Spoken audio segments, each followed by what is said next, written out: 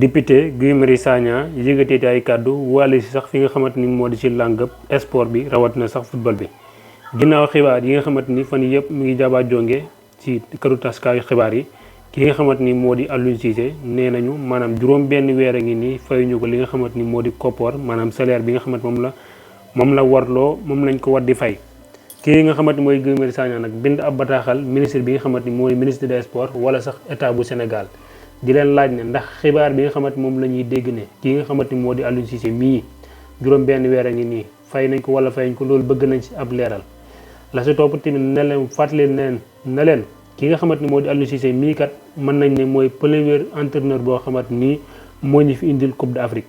kan ku mel noonu naka nga koy amee ba noppi nag te doo ko fay li nga xamante ni moo di salaire am waaye fàttali na leen tamit na leen bu leen fàttali ne kat li des fi nga xamante ni mooy ñu dem fii ci Coupe d'Afrique ba nag la si des bëreetut kon yaakaar naa ne war ngeen a bàyyi xel ci payooru ki nga xamante ni moo di Aliou Cissé fayee ko comme nañ ngeen ko waree fayee. Aliou Cissé mii kat jàmbaar la gaynde la